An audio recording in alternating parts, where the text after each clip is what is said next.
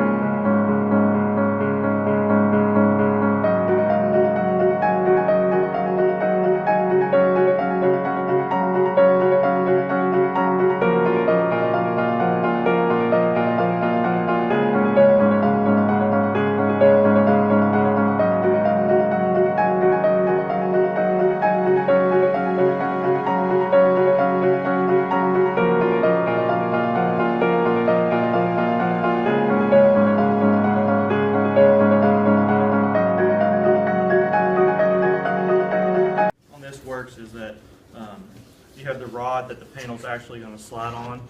Once you get it into its final location, you tighten down the set screws, and that causes it to lock to the rod. So now that the whole rod has to rotate, not just the hinge on the rod. The set screws represent a soft lock. They're not the final design. Once the set screws are down and it's actually engaging it to the rod, that's where the friction actually comes into play. And so now the panels will rotate and hold itself up.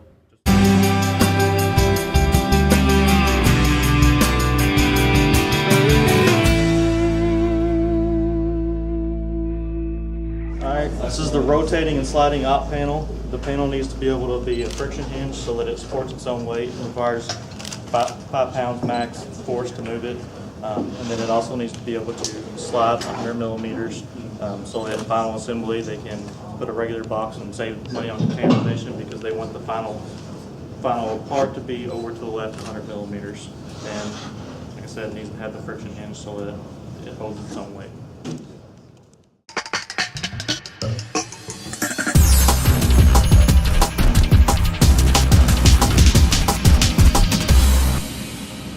Here's our beta prototype. You can see the main details of the prototype here on the screen. A little bit easier to see. Spring plunger for the lock mechanism. Pull that thing out and you're able to slide it. And then when you get to the final position, that'll actually snap into place. Belleville washers to provide our torque requirements. 3D printed here, which of course in the long term will be an injection molded piece. And then the Delaware bar, which will be easy to manufacture. Everything seems to work pretty well. Rotation holds its own weight. The spring plunger, pull it out, and you're able to slide this. When it gets to its final position, you hear a nice little